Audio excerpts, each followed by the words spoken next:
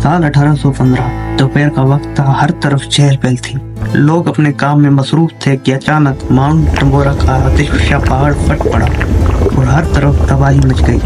तंबोरा पहाड़ के आसपास रहने वाले लोग देखते ही देखते राख में बदल गए और आतिशफशा फटने से जो गैस रिलीज हुई उसने पूरे आसमान को ढांप दिया और सूरज की किरणें जमीन पर नहीं आ पा रही थी, जिसकी वजह से जमीन का दर्जा हरारत गिर गया और बर्फबारी होना शुरू हो गई। मगर ये तो बस शुरुआत थी, असली तबाही तो अभी बाकी थी।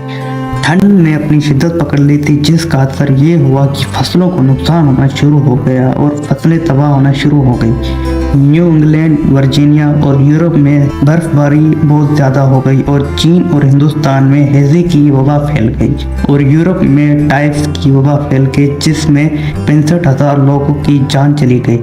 ठंड की वजह से माशी हालात ख़राब होना शुरू हो गए क्योंकि फसलें तबाह हो गई थी, इसलिए खाने की कीमतें बढ़ गई थी और खाने की किल्लत होना शुरू हो गई थी।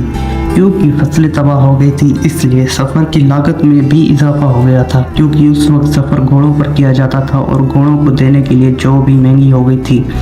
हर तरफ डर और खौफ छा गया क्योंकि लोग एक दूसरे को मार रहे थे। हालात इतने ख़राब हो गए थे कि लोग भूख से मर रहे थे।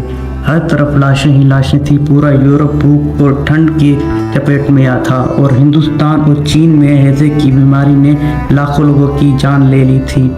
लोग खाने के लिए तरस रहे थे। इस डिज़ास्टर को लोग आज भी ईयर विदाउट समर के नाम से याद करते हैं और इस डिज़ास्टर को दुनिया के कुछ बड़े डिज़ास्टर में गिना जाता है।